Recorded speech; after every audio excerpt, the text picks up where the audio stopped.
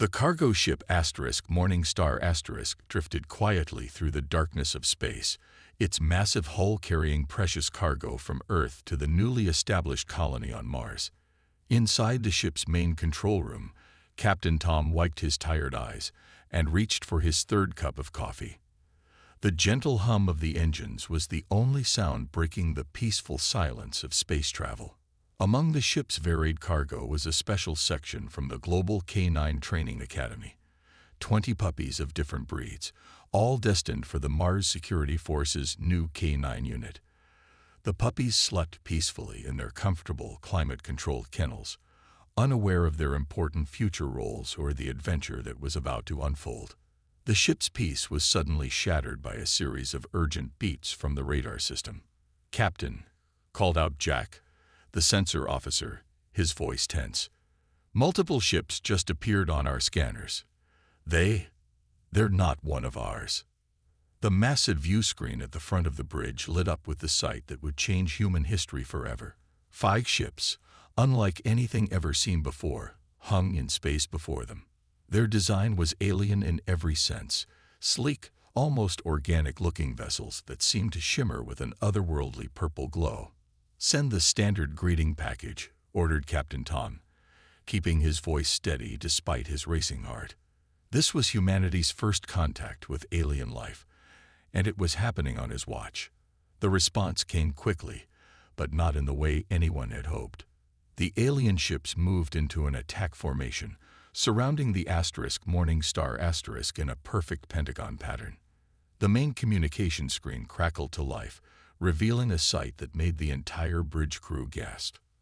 The alien commander looked like a cross between a praying mantis and a humanoid, with iridescent scales covering its body and 4 glowing eyes arranged in a diamond pattern.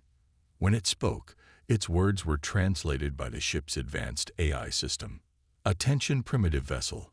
The alien's voice boomed through the speakers. "I am High General Ross of the Stellar Dominion. Your ship has entered territory claimed by our empire. Surrender immediately or face annihilation." Captain Tom pressed the communication button, trying to keep his voice diplomatic. "This is Captain Tom of the Earth cargo vessel Morningstar. We were unaware of any territorial claims in this region. We are on a peaceful mission to our Mars colony and mean no harm." The alien commander's upper eyes narrowed. "Mars colony. You dare to establish settlements without Stellar Dominion approval. Your species' arrogance will be your downfall." Before Captain Tom could respond, Commander Stone of the Earth Defense Force appeared on another screen. The Morningstar's distress signal had been received, and help had arrived quickly. 2 Earth military vessels dropped out of faster-than-light travel beside the cargo ship. "This is Commander Stone of the Earth Defense Force," the new voice cut in. "We request peaceful dialogue. There's no need for threats or violence." High General Ross made a sound that might have been a laugh.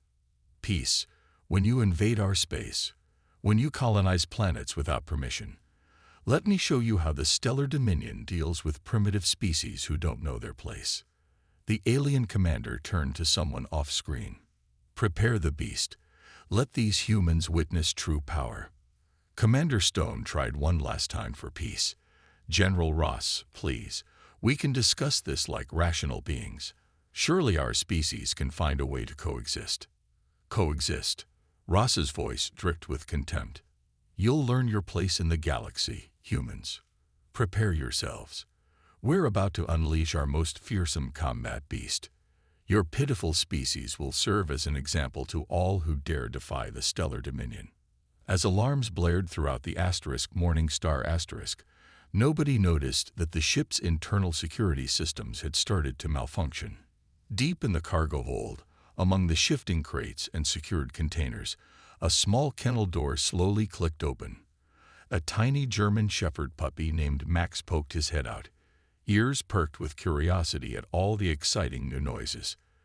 The stage was set for an encounter that would change the course of interstellar relations forever, though not in the way anyone expected. The tension on the Morningstar's bridge could be cut with a knife. Every crew member watched in nervous anticipation as a large pod launched from the alien flagship. The pod's surface rippled like liquid metal as it moved through space toward the cargo ship.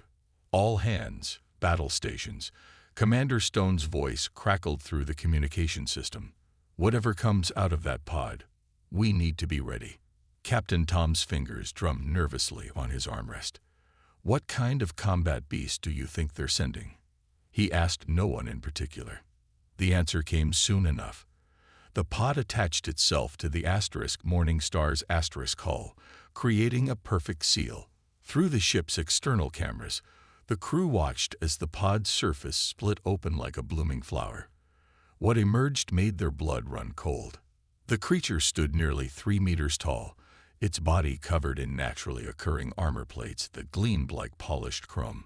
It resembled a giant praying mantis, but with additional limbs, and what looked like organic weapons growing from its shoulders. Its head housed multiple compound eyes that glowed with an eerie red light. High General Ross's voice boomed through the communication channels again. Behold the pride of the Stellar Dominion's Biological Warfare Division. The Mantis destroyer has been bred for combat across 12 generations. Its armor can withstand your strongest weapons, and its natural acid sprays can melt through any known material. The creature began cutting through the Morning Star's outer hull with its razor-sharp forearms, creating its own entrance. Emergency bulkheads slammed shut throughout the ship as the hull breach alerts sounded. All security teams to Section C, Captain Tom ordered. We need to contain that thing before it reaches any vital systems. Meanwhile, in the ship's lower decks, chaos of a different kind was unfolding. The power fluctuations caused by the alien pod's attachment had triggered multiple system malfunctions. Security cameras showed various cargo containers shifting and several holding cell locks disengaging. In the kennel section, more puppies had managed to escape their enclosures. Most huddled together in fear of the loud alarms, but not Max. The curious German Shepherd puppy had already wandered off, following his nose toward interesting new smells. Back on the bridge, the crew watched helplessly as the Mantis destroyer methodically made its way through their ship. Security teams fired their weapons, but just as Ross had boasted, the shots bounced harmlessly off the creature's armor. Look at your pathetic attempts at resistance, Ross taunted. The Mantis destroyer is programmed to respond to aggression with overwhelming force. The more you fight, the more violent it becomes. Soon, you'll understand the futility of opposing the Stellar Dominion. The alien commander's gloating was interrupted by a strange alert from one of his officers. High General, we're detecting unusual movement patterns from the combat beast. It appears to be deviating from its standard attack protocol. The security feeds showed the Mantis destroyer had reached a large cargo hold. It moved in its characteristic predatory fashion. Sensors alert for any signs of hostile forces, but what it encountered was something its programming had never prepared it for. Sitting in the middle of the cargo hold was Max, tail wagging, and head tilted in curiosity at the strange new playmate. The puppy's entire body wiggled with excitement as he let out a happy woof. The Mantis destroyer froze. Its combat protocols were designed to respond to threats, to aggression, to fear. But this small creature showing no fear, no aggression, just pure joy at its presence. Its enhanced brain couldn't process the situation. High General Ross watched in growing horror as his ultimate weapon, the pride of the Stellar Dominion, stopped its advance. What is this trickery? What kind of psychological warfare is this? The humans, however, were just as surprised. Captain Tom and Commander Stone exchanged bewildered looks as they watched the security feed.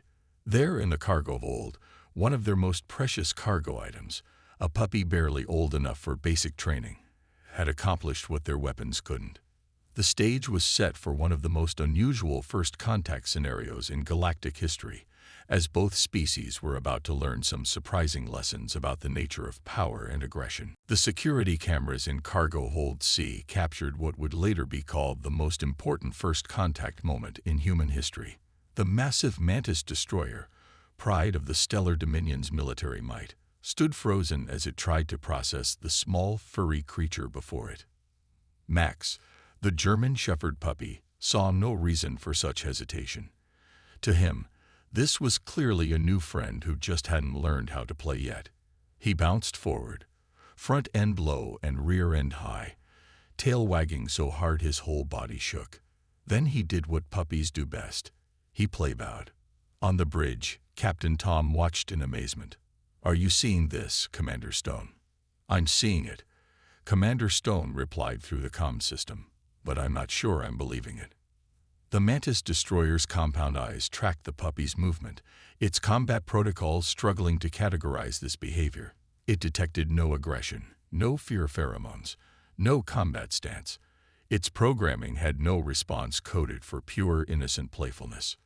Max, growing impatient with his new friend's stillness, ran in excited circles around the massive alien creature. His claws clicked against the metal floor as he moved, making little tippy-tap sounds that echoed through the cargo hold. Then he spotted something that made his puppy heart soar. His favorite squeaky toy had fallen out of his kennel during the escape. The security feed showed Max bounding over to the bright red ball, grabbing it in his mouth, and trotting back to the Mantis destroyer. He dropped the ball at the creature's feet and backed up, wiggling with anticipation. High General Ross's voice thundered through the communication system. "What is this devilry? What kind of biological weapon is that small creature?" Captain Tom couldn't help but laugh. "That's no weapon, General. That's just a puppy. A baby dog. He wants to play fetch with your combat beast." "Play fetch." The alien commander's confusion was evident in his voice. "Explain this combat technique immediately." Before anyone could respond, Max grew tired of waiting. He nudged the ball with his nose, making it squeak. The sound startled the Mantis destroyer, causing it to step backward. Its movement made the ball roll slightly, which excited Max even more. What happened next would be played on repeat throughout alien news networks for weeks to come. The Mantis destroyer, programmed to analyze and respond to any movement, reached down with one of its smaller appendages and cautiously touched the ball. The squeak that followed triggered something unexpected in its enhanced brain. Curiosity. "Hi, General," one of the alien officers reported. "The combat beast's aggression centers are shutting down. It's showing signs of play behavior." "Impossible," Ross roared. The species was specifically bred to remove all non-combat responses. But the impossible was happening right before their eyes. The Mantis destroyer picked up the tiny ball, examining it with the same precision it usually reserved for analyzing enemy weaknesses. When Max barked excitedly, the creature dropped the ball, watching in fascination as it bounced and rolled. Max chased the ball, grabbed it, and brought it back again. Each time, the Mantis destroyer became more engaged in the game. Its movements became less rigid, more fluid. The security cameras caught what looked suspiciously like a playful twitch in its armored tail.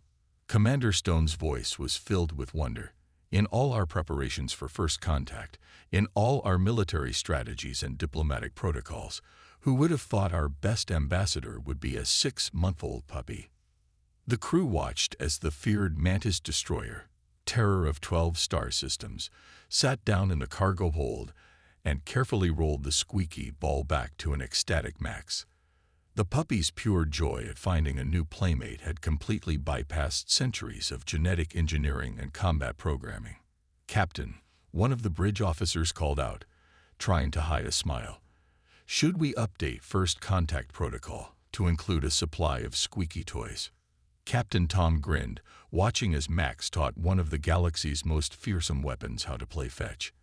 "I think we might just have discovered humanity's secret superpower. We made friends with wolves, and now we're teaching alien super soldiers how to play." The scene in Cargo Hold C had become even more surreal over the past hour. The Mantis destroyer, whose natural armor could withstand plasma weapons, was now lying on its side. Its massive form had somehow managed to curl into what could only be described as a playful position, while Max climbed all over it like a personal jungle gym. "Send this feed to all ships," Commander Stone ordered, "both ours and theirs. They need to see this." On the Stellar Dominion's flagship, High General Ross watched in growing dismay as his ultimate weapon rolled onto its back, allowing the tiny puppy to climb onto its armored chest. The creature's feared acid glands, capable of melting through battleship hulls, were completely dormant. "Shut down its neural link," Ross commanded. "The humans must have hacked our control systems." The alien technician's response was immediate but unhelpful. "Sir, we can't. There's no malfunction to fix. The beast's brain patterns show it's operating perfectly. It's just happy." Happy. Ross spat the word like it was poison. "We spent 12 generations breeding out all emotions except rage and aggression. How can it be happy?" Meanwhile, the game of fetch had evolved. The Mantis destroyer had discovered that by holding the squeaky ball in different positions with its various appendages, it could create different squeak patterns. Max found this absolutely fascinating, jumping and barking at each new sound. Captain Tom had given up trying to maintain a serious expression. "You know," he said to his bridge crew, "I don't think the Stellar Dominion considered that their perfect weapon might have been lonely." The security feeds caught another unprecedented moment. The Mantis destroyer, using its precise control over its own armor plates, created a small, smooth slide. Max, ever the adventurous puppy, immediately scrambled up the offered limb and slid down the creature's back, landing with an excited yip. "Sir," one of Ross's officers reported, "the other ships are requesting permission to share this footage with their homeworlds. It's becoming quite popular among the crew." Ross's multiple eyes narrowed as he watched his fearsome weapon play with a baby Earth animal. "Popular? This is a military disgrace. Our most advanced combat beast is acting like a friend." Commander Stone's voice cut in smoothly. "That's what dogs do, General. They've been humanity's companions for thousands of years. They can find the good in almost anyone." The Mantis destroyer had now learned to make a purring sound by vibrating its armor plates, which delighted Max to no end. The puppy responded by rolling onto his back, asking for belly rubs. To everyone's amazement, the massive alien creature gently used one of its smaller appendages to comply. "This is getting worse," Ross muttered. "Not only has the beast stopped attacking, but it's also developing affection." "You say that like it's a bad thing," Captain Tom commented. "Looks to me like your perfect weapon just discovered something better than fighting." The security feeds showed other escaped puppies had now found their way to the cargo hold. Instead of triggering the Mantis destroyer's combat protocols, their arrival seemed to delight the creature. It carefully created small spaces between its armored plates where the puppies could snuggle safely. A golden retriever puppy had brought a rope toy, and soon the Mantis destroyer was engaged in the gentlest game of tug-of-war ever seen. Its advanced strength control, designed for combat, was being used to ensure it didn't pull too hard against the tiny dogs. "General Ross," Commander Stone said, "I think it's time we had a real discussion about peace. Your ultimate weapon seems to have voted for it already." The alien commander stared at the screens, watching as his military's proudest achievement used its acid glands to create small, harmless bubbles for the puppies to chase. The bubbles popped with tiny rainbow explosions, making the puppies bark with joy. "I don't understand," Ross finally admitted. "How can something so small have so much power?" Captain Tom smiled. "That, General, is something humanity learned long ago. Sometimes the greatest power isn't in weapons or armor, but in the ability to give and receive love." The meeting room aboard the Morning Star presented an unusual sight. On one side sat Captain Tom and Commander Stone, with Max contentedly sleeping in a small bed between their chairs. On the other side, High General Ross and his science officer watched the puppy with a mixture of confusion and reluctant curiosity. "Let me understand this correctly," Ross said, his 4 eyes blinking in sequence. "You deliberately make these creatures dependent on you from birth." "Not exactly," Captain Tom explained. reaching down to scratch Max's ears. The puppy's leg twitched in his sleep. We domesticated dogs thousands of years ago. It was a partnership that benefited both species. We gave them food and shelter. They gave us protection and companionship. The alien science officer, who had introduced himself as lead researcher Green, furiously typed notes into his datapad. And you say this process took thousands of years.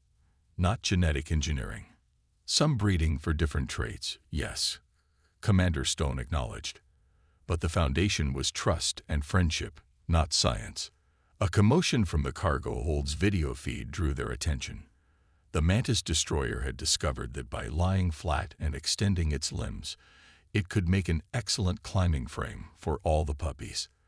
The sight of the galaxy's most feared weapon being used as a jungle gym made several human crew members suppress their laughter. "This is unprecedented," lead researcher Green muttered. "The combat beast's genetic programming should make this impossible. It was designed to respond to all other life forms as potential threats. Except it can't view these puppies as threats," Captain Tom pointed out. "They show no aggression, no fear, just unconditional acceptance and playfulness. Your weapon has no protocol for handling pure friendship." High General Ross's mandibles clicked in agitation. The stellar dominion evolved from high species. Every interaction is based on dominance, submission, or combat. What you call friendship makes no biological sense to us. As if to emphasize the point, Max woke up and wandered over to the alien general. Before anyone could stop him, he placed his front paws on Ross's leg and gave him the classic puppy, "Please pet me" look. Ross froze. What is it doing? Is this an attack? "He wants you to pet him," Commander Stone explained, trying not to smile. "He likes you. Likes me. But I threatened to destroy his ship. I sent a combat beast to eliminate his species." Ross stared down at the puppy's hopeful expression. "How can it like me?" "That's the beauty of dogs," Captain Tom said. "They don't hold grudges. They see the good in everyone. That's why they've been humanity's best friends for thousands of years." Hesitantly, moving as if he was disarming an explosive, Ross reached down with one of his smaller appendages and patted Max's head. The puppy's tail immediately began wagging, and he responded with a happy lick to the alien's limb. "Fascinating," lead researcher Green exclaimed. The small creature's body temperature increased slightly, and its tail movement indicates happiness. But how does it know to trust us? We look nothing like humans. "Dogs are excellent judges of character," Commander Stone explained. "They can sense emotions and intentions across species barriers. It's one reason they're so valuable in our society." The video feed from the cargo hold showed the Mantis destroyer had now learned to generate small force field bubbles, a defensive capability, to create floating platforms for the puppies to jump between. The creature's weapon systems, designed for mass destruction, were being used to create the galaxy's most advanced dog playground. "Our military analysts will never believe this," Ross said, still absently petting Max.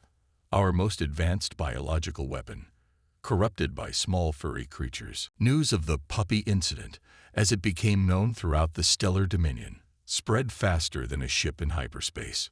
2 weeks after the first contact, the Morning Star had been converted into an impromptu cultural exchange center. The cargo hold, once a battlefield, now served as the galaxy's first interstellar dog park. The Mantis destroyer, now officially named Gentle Giant by the human crew, had become something of a celebrity.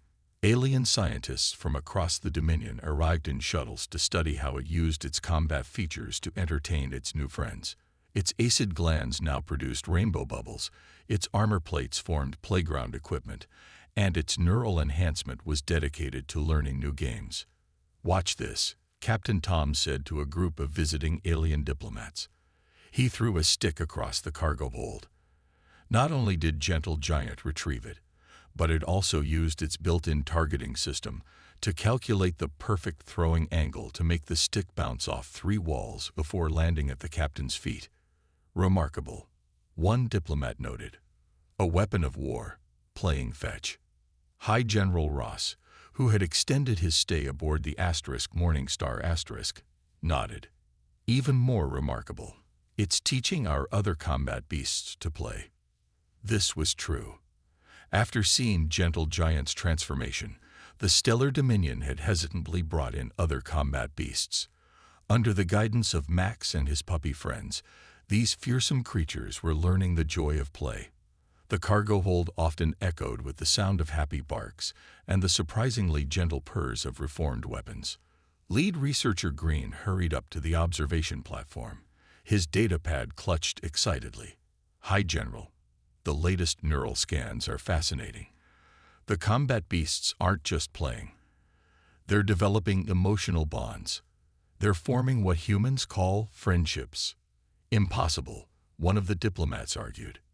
These creatures were specifically engineered to be incapable of emotional attachment. As if to prove this wrong, Max chose that moment to wake up from his nap inside one of Gentle Giant's carefully curved armor plates. The massive creature had modified its own body structure to create a perfect puppy-sized bed, complete with temperature regulation for maximum comfort. Your combat beasts weren't incapable of attachment, Commander Stone explained, watching Max give Gentle Giant a good morning kiss. They just never had the chance to form any. Sometimes the strongest weapons aren't the ones we create for war, but the ones we create with love. The cargo hold had become a fascinating experiment in interspecies cooperation. Gentle Giant had learned to use its force field generators to create floating platforms, allowing the puppies to play a complex game of the floor is lava across the entire space. Other combat beasts, inspired by this creativity, were developing their own unique ways to play with their new friends. Hi, General, one of the youngest diplomats spoke up. My ship has large empty cargo spaces. Perhaps we could take a few puppies with us. For research purposes, of course. Ross tried to hide his amusement. Over the past 2 weeks, he'd received countless similar requests from his own crew. The idea of companion animals was spreading through the Stellar Dominion like wildfire. Even he had to admit that his quarters felt strangely empty without the patter of little paws. Actually, Captain Tom said with a smile, we've been discussing that with Earth Command. They've approved the establishment of an interstellar puppy exchange program. Any species interested in learning about companion animals can participate.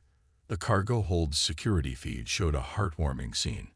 A recently arrived combat beast, initially rigid with confusion, was being taught by Gentle Giant how to be gentle with the puppies.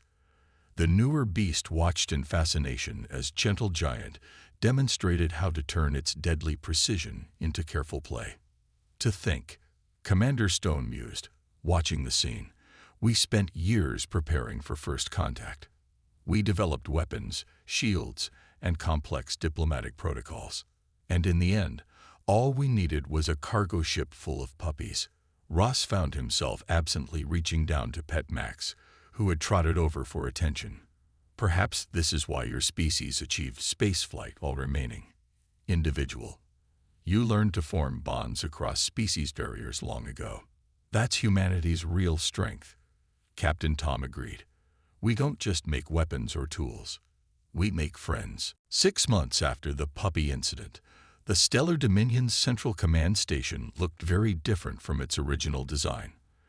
The once sterile corridors now featured comfortable corners with pet beds, and the sound of happy barks echoed through the halls.